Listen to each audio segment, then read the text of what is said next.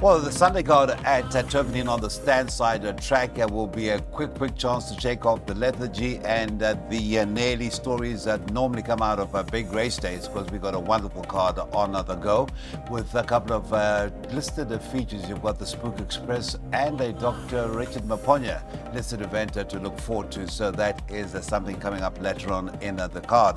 But even before we get to those features, we've got some interesting first-timers, and Darren Burrows, he is the first man we're going to turn to, because he's always constantly with his ear to the ground.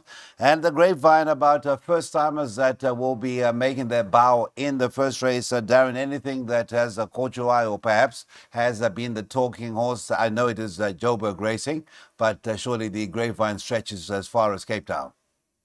Yes, Cecil, that's usually the case. I've got a lot of contacts because a lot of people join my groups and that, and owners, connections always forward me messages if there's fancies. And I haven't heard anything as yet because it's Friday. It's still a bit early when we're recording the show. So Silver Parasol, I'm going to have to lean towards this first timer on pedigree alone. So give me the green light out of Silver Mountain. It was a top 3-year-old, cost over R1 million. There's been early market support into 16 to 10. And if the money carries on and follows through, I think we can have a bet. But all depends if it shortens or not.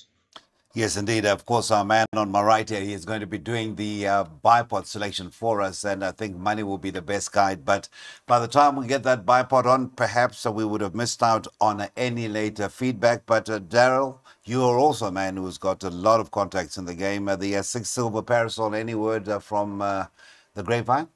Or through the grapevine? Yeah, unfortunately, I haven't heard anything yet, Cecil. And there's also no comment in the front of the computer form. Listen, Darren touched on the fact that it's Friday, and I can't afford to bank her a first time in the Bipot. I mean, closer to race time, if she has found support and we get a pre-race comment, it will give you confidence to bank her, but not 2 days or 3 days before. Number 7, Too Late, My Mates. Have a look at that dam. Final Judgment. The same dam as Give Me Another Chance. Yes. Who's been touched off twice in 2 Grade 2s, one by Sandringham Summit, the other by Purple Pitcher. So see if there's any support for her. And I think the booking of Gavin Lorena or Vision of Peace is key over here. Have a look at that combination stats. They've teamed up together 28 times for 6 victories. So when Mr. Magna makes use of Gavin, I think they mean business. So I've gone all of numbers 6, 7, 8 and 2. Just to be safe, Cecil. Yeah, I think safety is the operative word there.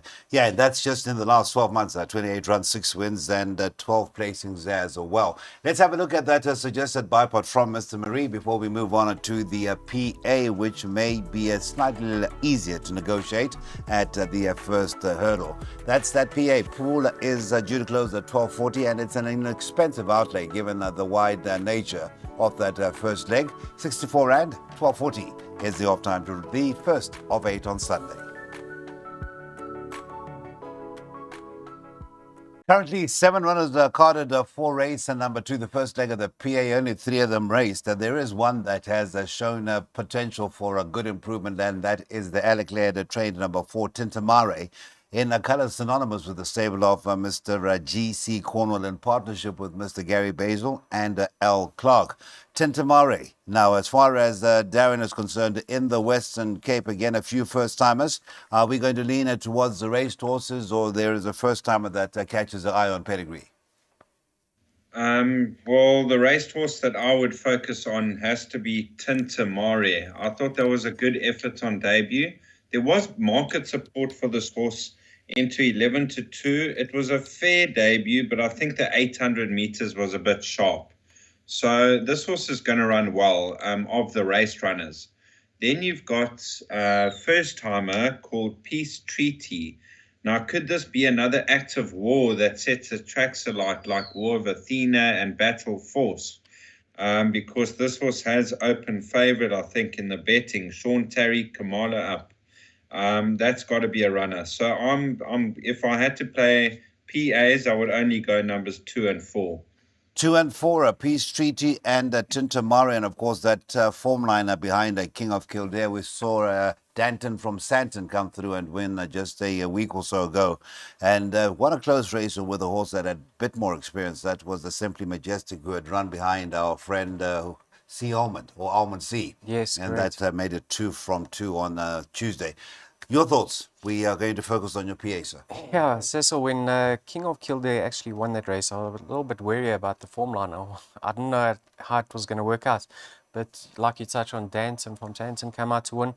The second horse was Ready, Set, Fire, who came out and ran second to a very nice horse that... That was a Pistol Pete. Yes, that correct. was the first ever Buffalo Bill Cody. Yeah. Yes. Yeah, so it's worked out extremely well. And he was fancied on debut. Now, you touched on the silks, the purple with the black and white checks. Yes. Do you remember who trained those silks in KZN? Ooh, The Mr. Donations. Oh, yes, of You course. remember? Paul and because who was the son? Lowen. And the Yes. father was Paul. What a wonderful yeah. man. I never really got to know Lowen, so I'm not actually saying he's the lesser good man, but Paul was wonderful, Yes, wonderful man. Yeah. Yes, of course. Yeah, he used to train for those owners. Yeah, I've gone with numbers 2 and 4 in this leg of the PA Cecil. Okay, so that is a popular selection. Let's just confirm that place accumulator suggestion from Mr. Marie before we head to that pick six. Are we going to make money in the pick six this afternoon? Well, Sunday afternoon, that is. Let us hope so. And that will be with the help and input of Mr. Darren Burrows. Let's look ahead to that third race, and that'll be an off time of 10 to 2. But the outlay to that PA, that is 128 rand.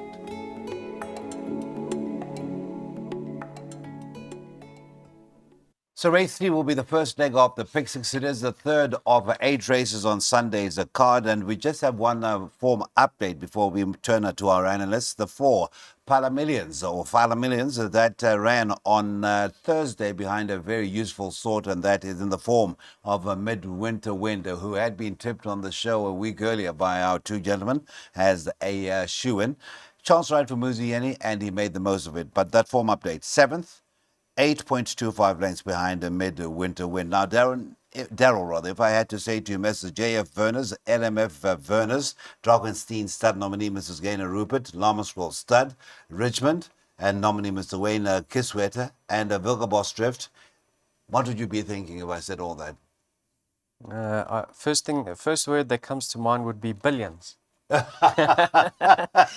the elite. You know what? That is a very Daryl Marie answer. Yes, indeed, that is brilliant. That is brilliant. Yeah. Cecil, I know nothing about Forest Guard, and unfortunately there's no comment in the front of the book. But something I do know is the comment from Tyrconnell, the Hollywood Syndicate. Yes. Now, Mark de Kock trains both of them. Yes, And he's actually he got says, 4 in the race, huh? Yeah, he says Tyrconnell hasn't had a grass gallop, right? But his work has been exceptional and he's got a winning chance. So that makes no reference to Forest Guard being a good thing. It says Tyrconnell on his form and his work, he's got a strong winning chance. If you just have a look at his form, Cecil, the horse that ran third is Just Nuisance. He may not be a direct winner, but he's won 2 since then. The fourth horse is Ryan's Boulevard. He's won since then. And there's also been another winner. His penultimate start, his second start, he's been sandwiched by several horses that have come out to win. So I think with the racing experience, the better draw, the fact that his work has been exceptional, I'm happy to banker him. And you've got a young man who rode it on the first time, but only 3 outings, and that was Kabela Matsunyane, who wasn't disgraced when finishing second, a half a length to a certain Unzen, who's gone on to bigger and better things. Huh? Yeah. So I'm actually going to take a chance and have a nibble on Tyrconnell at 2 to 1. I know I could be proven wrong, and Forest Guard makes a winning debut. But if Forest Guard drifts off the boards, I don't know. I think 2 to 1 Tyrconnell is going to represent a lot of value. So I'm willing to take my chances here and have a strike at 2 to 1. All right. Now, Mr. Burrows, I think one of the telltale signs of the expectations on the line of Forest Guard would be the turn-up as far as the ownership goes. We know that the Vernus family are passionate supporters. Dragonstein Stud, let's see if there's a representative from the Western Cape, Lamerswell likewise. Ridgemont, likewise, but Vilgerbos Drifter could well be represented as well. The former, the first named and the last named, if they are on course, I think would be a telltale sign. Any news as far as you're concerned, or any whispers about this 3.3 million purchase? Nothing at all as yet. We are recording on Friday, and I just saw 3.3 million at the National Yearling Sales 2022. I don't think the dam's produced anything as yet. I think she had Amy Johnson, who was a winner, Mr. Blue Sky, Rotunda. That's the only three I could pick up. But she did place in the Lavington over 2000. I think she won, the Oaks or something like that, or the Oaks trial, over 2,000 meters. So being by Silvano out of staying mare, a debut over 1,400, he's probably looking for a lot further. And I'm going to have to side with Tyrconnell because his form lines are solid. His work's been good. He's got the draw. And currently 2-1 the pair. I tend to agree with Daryl that Tyrconnell could shorten even money race time where the other one could drift. But I could be completely wrong. So I would say Tyrconnell's value. But if Forest God is a machine and he's ready to win, then we got to hold back on that bet on Tyrconnell. Okay, so now it is the first leg of the Pick Six. As you know, with the first timer ruling, you've actually taken advantage of that. I see with Banker Tyrconnell, and if a Forest God should come through and win, as the price tag would suggest, there we are through with that racehorse being second at Tyrconnell, who certainly comes in with very solid credentials indeed. Off time to race number 3. The first leg of the Pick Six at Turffontein is at 10 minutes to 2. Alec Laird, as per normal in the last few weeks, has been a man to follow, and he's got your likely favourite at the off to race number 4, the first leg of the first jackpot, with still in maiden company and goes by the name Follow the Sun, informed sire Denon Platina. He also won with the Denon Platina a few weeks ago, but that was not expected to actually win at around 16-1.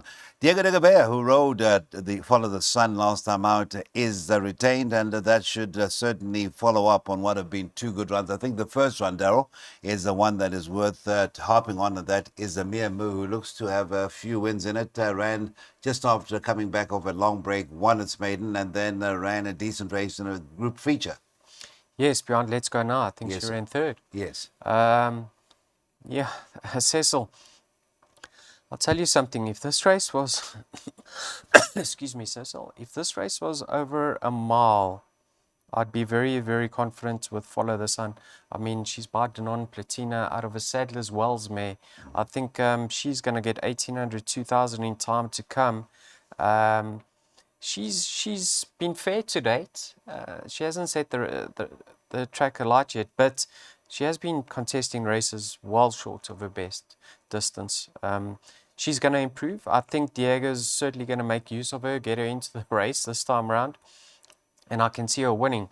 But one that also is going to improve leaps and bounds is DeMarco's Jet. Now, on debut, she was ridden for cover. She was dropped out. And if you have a look at her in the straight, she's got a lovely stride about her. And she just kept finding, the more Calvin kept asking her, she ran all the way to the line. A negative is that she's coming back in trip. But a positive is that she's well drawn this time around. And the stable is absolutely flying. That's washing mowing. So I think from a neat draw, Calvin is going to position her close to the pace. And you'll see a much improved effort. So 6 and 7, I think you're more than safe. I've got a preference for 7 because she has had 2 runs under her belt. But I don't want to separate the 2 of them. Mr. Burrows now number 11, Volare e Mambo, who hasn't been mentioned by Mr. Marie. Debuted in a work riders race, and certainly was way out of its ground in the early stages, was drawn 11 out of 11. That was over the 1450 on the inside track. So I dare say that fourth, 6 lengths behind when coming way off them is a commendable effort as a dumb first timer. I say dumb with all reverence. Would you include that in any of your selections whatsoever? Not for me, Cecil. I think she's looking for 2,000 meters in time to come. Good enough. And Freedom Square, she was a long-time maiden and she struggled to break her maiden. I thought that form is very weak. I thought Follow the Sun, a banker in all bets. Her last start, she improved from her debut. We did see Mia Moo run a place in a feature race after that. And that last run behind Hillary Strap, that was a good effort because we've already seen a winner from that form line. And I think the step up to 1,400 meters on the stand side track is going to suit her down to the ground. So I'm not looking past Follow the Sun. The only thing I can say about that winner out of that Follow the Sun's form line is that it's Freedom Square who came out to win. That's the only worry.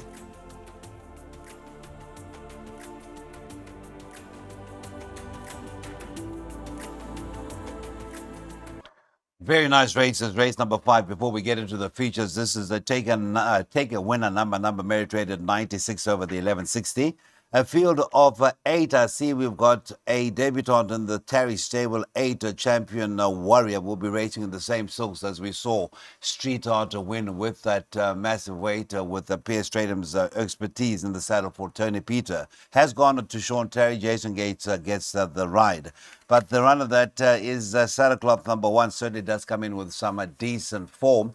I Am a Giant. Now, what are you expecting from race number 5, Mr. Burrows?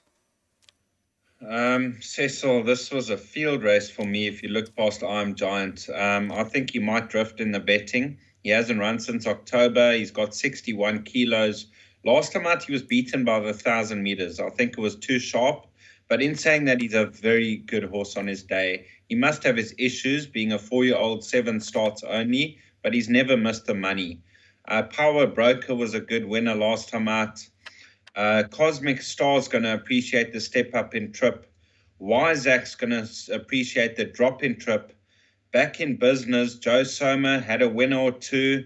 He's a very good horse. Also going to appreciate the drop back to 1160. Cornwall not out of it. And then you've got Angel of War and Champion Warrior first run on the high fault. So I thought anything could win the race. But your first choice obviously being the one I Am Giant, sir. Am I correct?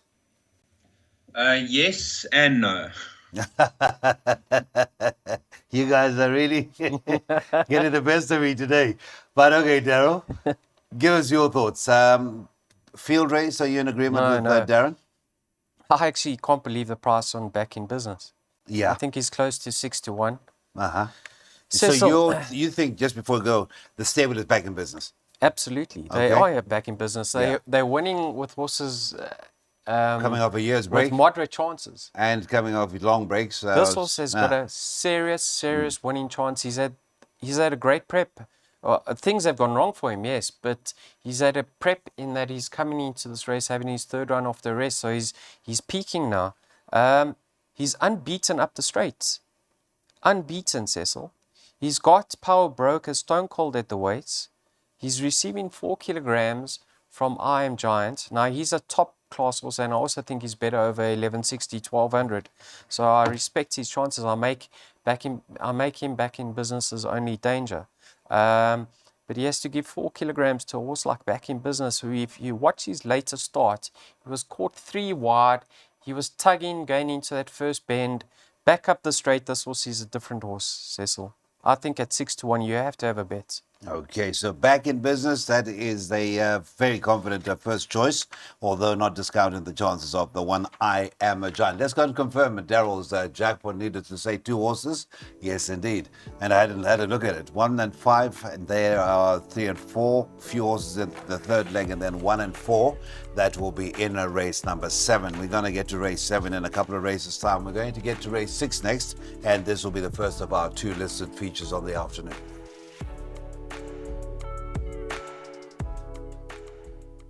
Race number 6 is in honor of Dr. Richard Maponya. This is Dr. Richard Maponya Handicap. It's listed over the 1,800 meters, and up until his death, when he did pass on, he had just revived his interest in horse ownership. And upon his death, it was actually a very hard rendering to hear the likes of the respected John Freeman talk and eulogize about Richard Maponya and his impact on racing, period. Let's just get more from Mr. Burrows. I don't know if you were ever exposed to Dr. Maponya, but I'm sure people around you would have told you that he was certainly a man who had a great passion. We know that he was very defiant in those days. His colours were of the ANC flag. Did you get to hear anything from your dad about Dr. Maponya? Unfortunately not, Cecil. I'm not sure what years he was around. I don't know of him at all, to be honest. But let's kick off with race 6. Now, this is a listed contest. You've got Electric Gold. Okay, he's worse off at the weights with Shoemaker for a 2-length beating. So it could bring them closer. But in saying that, he's improved after the gelding, and the Peter stable are in form. Now, Shoemaker, going to appreciate the step up in trip. He has been disappointing, it has to be said. I thought this horse was heading to the tops, and he hasn't quite delivered. You've got Star Coin, 3 lengths off Electric Gold last time out, and he's 3 kilos better off. And then the filly Juliet Tango and Lady of Power, as well as Emirate Gina, they all got outside chances. So if I had to have a first choice, probably Electric Gold, but he has got a lot of weight to carry this time around. Okay, and Meridius, you wouldn't give any thought to? He's got a chance, you know. I thought he's a better miler, Okay. but I could be wrong. Thank you so much, Mr. Burrows. Now, Mr. Marie, let's get to your thoughts and your pick 3, which you will kindly give to us as you round off your thoughts. Race number 6. Cecil, did you ever meet Mr. Maponya? In fact, he was friendly with my uncle. They were neighbors in Dube village in Soweto, Okay. which that is 60s into the 70s. I went to his house, but he wasn't there at the time. The closest I got to Dr. Richard Maponya, I don't know if you remember Michael, who took out his license. Yes. He was very close. Michael. Yes, that's right. He was very close to Doctor, and the doctor seemed to have a lot of time for Michael. But Michael has disappeared off the face of the earth. Yeah. But no, he was a man that certainly left, because I believe he had horses with certain Miss Jean Hemming. Okay. He trained for him. And Michael Ezzy also trained for him. Absolutely. Yeah. In fact, in the latter day, yeah. But let's get into that 6th race, a very open-looking contest. So probably the closest you got to Mr. Maponya was shopping at his mall then. It's a mall. In fact, would you believe it? I have never been to the mall in all the years. He had an old shop in what you call Mahalefele Drive, which is about half a kilometer away from my uncle's house, which is now a National Heritage Site. I'm sorry to drop that in. But he had a place called Maponya. It's now a shop, right? But people still call it Maponya. Yeah. Okay. Yeah. Electric Gold, Darren's touched on the fact that this horse has been ultra consistent since gelded. He's turned the corner. So I like him. He's going to go handy. He can keep rolling. But if you like his chances, you have to have healthy respect for Shoemaker. He's 4 kilograms better off. And I think Ryan Munger will suit his running style. He'll sit patiently on him. I think he's going to do best work late.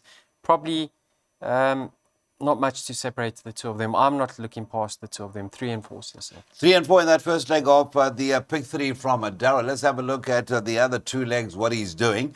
Electric Gold and Shoemaker, and then he's gone pretty wide in at the last of our features, race number 7, 1, 2, 3, 4, and 10. And then in the last leg, that would be race number 8. He's just gone numbers 1 and 4. 20 Drachmas, a very impressive maiden winner, and the 4, Iger Sanction. And those would be the 2 horses for that last leg. All right, we're going to be looking ahead to the second and last feature. It is the renewal of the Spook Express. All right, it's a long-standing feature nowadays. It is the listed Spook Express. It is the Tab Spook Express Stakes over the 2,400 meters. And another decent field assembled, 15 in a total. And the resurgent Joey Thomas stable have got a couple in the form of a Boulevard in the colors of an in-form owner, Mr. Chinsami, and the 15 Avon Toast, whom Joey does hold in high regard, and one of these days will get it right. Avon Toast, so far very hard to follow. He tries it over the 2,400 meters once again, but Boulevard, that has certainly shown a good improvement last time out. Yeah, Cecil. If you have a look at the weight structure of this race, I don't think you have to look past the top weights, personally. I think a horse like Rennie, if you watched her comeback run, Yes. you would have been very impressed when she ran behind Guy Gibson. She was heavily in need of that run, and she was running right through to the line. I thought she'd go close in the next start, but you can see it was a flat run. Second run off the rest, you can just plot a line through that. She's been the distance before. She ran second in the Oaks. I mean, she had some really good fillies behind her on that occasion. Lady of Power, Bless My Stars, Silver Hills were behind her. So she does stay, and she's having her peak run, and she's best in Ovia, albeit only 1 kilogram. So I like her chances. Bonete, she's unexposed of this distance. We don't know how she's going to go, but she could be more effective. And then Red Maple, I think this filly has had this race earmarked and been perfectly prepped going into this race with this race in mind. So I think numbers 1 and 4 to focus on, but I do have respect for 2 and 3. Okay, so that is 1, 2, 3, and 4. 1 and 4 being the first two for Mr. Marie. Mr. Burrows, your selections we will have a look at as we round off race number 7, but your first choice in race number 7, the second and final listed feature of the afternoon. Cecil, I thought Red Maple, the horse to beat, but I have suggested a place bet because it is 6-1 the field. You're getting even money first 4. Red Maple, third run after a lengthy layoff, going the right trip, peak run, third behind Spring in Heaven, beaten 1 length last time out. I think she's going to run a peak race and over the right trip. So Red Maple, my first choice. And then the bottom weight, Spring in Heaven and Indian Ocean. Now, Indian Ocean is a very smart filly. She's only had 5 starts. Her comeback run was a scintillating victory by 5.5 lengths. This filly covers a lot of ground. She's got a big action. And with bottom weight, she could run well. Spring in Heaven also going to appreciate the step up in trip. The further they go with her, the better. And then Rennie and Bonetta. Rennie's been a bit disappointing in her 2 comeback runs. And Bonetta, there's stamina doubts, even though her dam did stay. So I think Red Maple, a nice place bet. And Spring in Heaven and Indian Ocean, the dangers with bottom weight. Thank you so much. Let's just confirm that place bet. It is number 4, Red Maple, whom you can get around 6-1 or so about. Thank you very much to Darren for his thoughts on the Spook Express, and that will be the penultimate event on the day at Turffontein.